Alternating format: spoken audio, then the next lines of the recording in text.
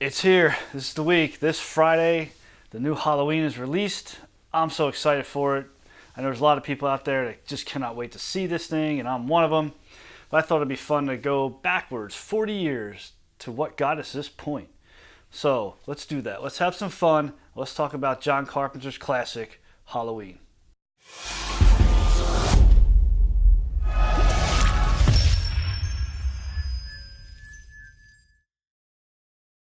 Time. Time will decide what becomes a classic or not. Time's the only critic that really matters.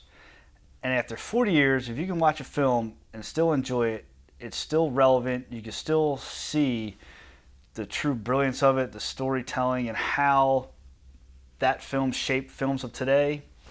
That's a classic. And I think we're pretty safe to say that John Carpenter really created a classic. Not just a classic horror, but just a classic film.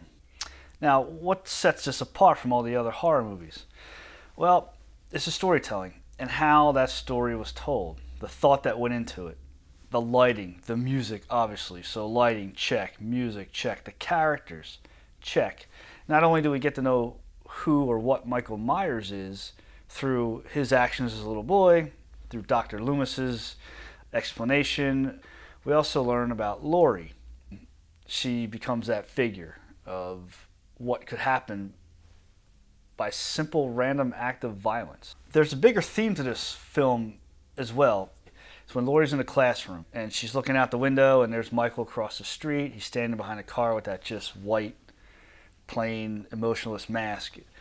And inside the classroom, the conversation's about fate and destiny. And that's really what this film is about. Again, we go back to a simple randomness. You know, Laurie's walking to school. Tommy comes up, right? And they're talking, Tommy and Laurie, and she has to drop off the keys, puts the keys on her mat, and there's Michael standing just inside the doorway. Sees her and sees Tommy. And that's it. It could have been anyone else at any time to walk up, and that would have been that connection. Michael would have seen them instead. So you connect that just simple act, that randomness, with this fate, this collision course that Laurie's on. You know, she's got to face this destiny. Something really bad is going to happen in Haddonfield tonight, and no one's aware of it, except maybe Laurie. She's got that little, you can see that little gut check in her every time she thinks she sees Michael, but just can't process, she can't connect the dots from that encounter would lead to the terror that was about to happen later that night. You can argue that this is more of a suspense and a horror. I think that's brilliant because Carpenter really builds the suspense and the intensity up. Michael's stalking. That's what he basically does most of the movie. He stalks Tommy. You know, the kids are bullying him and he falls and his pumpkin gets smashed and he's kind of walking across the playground. His head's down. He's kind of feeling bad about himself. Tommy, the little boy, is just oblivious of the evil that's just 50 so feet away from him. And then Laurie, stalking Laurie and then seeing with her friends. And now Michael's just creating that list of people that he's just going to go after. And the runtime of the movie isn't that long. It's about an hour and a half. And that's pretty short, especially today's standards.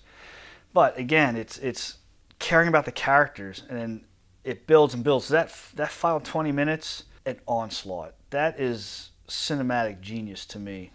When Laurie finally sees her friends murdered, and then that image, and again, we go back to the use of light and storytelling. She's upset, she's crying, and then Michael, that face comes out of the shadow, just that white mask, and then he stabs her in the arm, she goes over the railing, and then from that moment on, it's just non-stop freight train. Now, tropes. Well, they're here, but I think Carpenter pretty much invented them. He invented a lot of the horror tropes we see today. The killer's never dead, like running and falling. That's a trope. But it's a trope now, but it wasn't then. And that was Carpenter's brilliance of just keeping the audience just, oh, is this ever going to end? Oh my God. And then now she has to step over him coming out of the closet. Is he really dead? He's not dead. When's he going to come up? It's brilliant. He saw it. I think he's one of the ones who saw it first. And again, I go back to simplicity. The body count isn't high. And the actual murders, I think you see on screen Michael kill 3 people. And then Michael himself gets shot. That's it. The things I want to mention about the original. One was, it's a quick scene. Laurie's running. She gets out of the house. Michael's chasing her.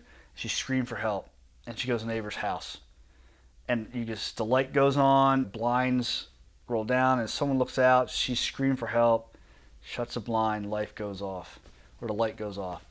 I thought, yeah, that's a bigger commentary. That wasn't by accident. That was by purpose. John's saying that, some people just aren't willing to help, and you're all alone, and you're going to have to figure things out. Back to fate. Nothing's going to save you from Michael, Laurie. This is on you. The tension he creates is just not from Michael. Dr. Loomis, how he explains Michael.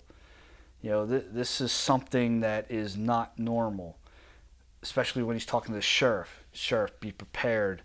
And the sheriff's trying to not really buying into it, but at least errs on the side of, okay, look, in case you're right, I'm going to stay out here. We're going to patrol the neighborhood.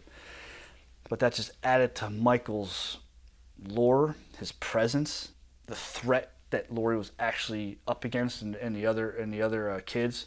We can talk on and on and on about Halloween. There's so much you could pick from it. And that just tells you again how well made this film was.